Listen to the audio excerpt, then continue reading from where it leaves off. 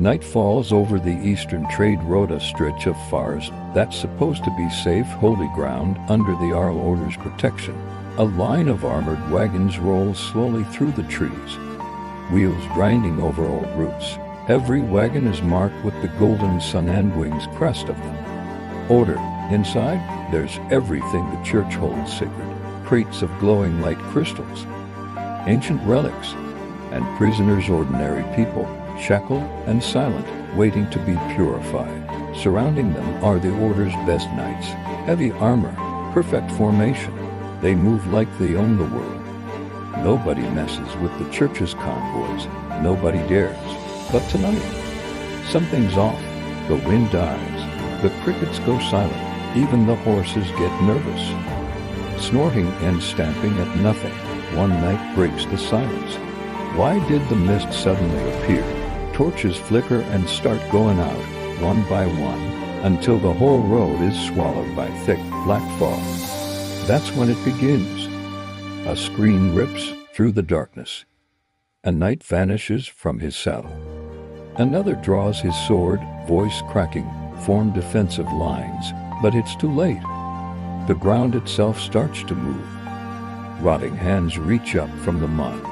Old armor, broken swords, hollow-eyed soldiers from wars nobody remembers, clawing their way out of the earth. One terrified knight whispers, "Impossible." The dead cat, a skeletal hand drags him down before he can finish. And then the mist parts. Someone walks through it, slow, calm, like he owns the night. A black cloak, silver eyes glowing under the hood, every step making the ground shudder. The undead fall to one knee as he walks by, not because he tells them to, but because they know exactly who he is. The knights stare, frozen. Some whisper, "That's it, the shadow vessel, Arden Vale." This is what they created. The captain of the knights tries to stand tall, swinging his holy blade. By order of the church, you are a heretic and enemy of the light. Stand down and surrender. Arden just stands there, mist curling around his feet. He doesn't even bother to answer. But then, another voice fills the air, a voice that isn't human. It's deep, ancient, almost amused. Yah. The demon god bound to Arden's soul. Humans always speak so loudly before they die. Arden raises his hand. Black cracks spread everywhere, and more corpses crawl out of the soil, hundreds, then thousands. They fight with holy magic, blades flashing in the dark. They cut down undead after undead, but it's endless.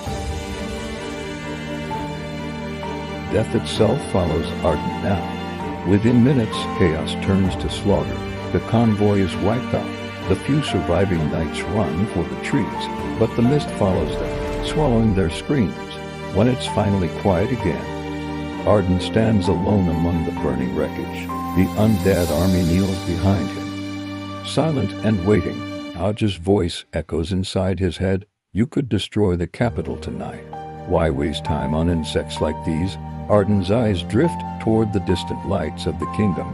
His voice is cold, calm, unrecognizable, because the Order needs to feel fear first.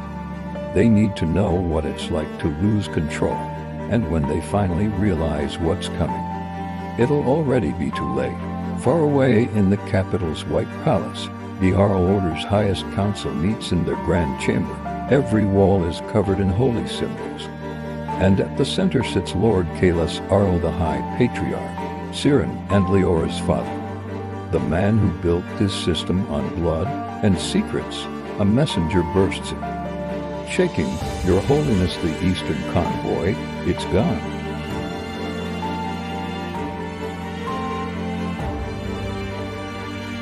The boy they betrayed has become a threat they can't control. And in a distant tower, behind locked doors and heavy chains, Leora Aurel slowly wakes. Her wrists are bruised. Her eyes are tired. But as she stares at the red moon rising outside her window, she whispers one name, Arden. The chains around her ankles tremble. Tonight, The world changes. The Order's perfect control is cracking, the dead are marching, and the shadow they tried to bury is coming for them.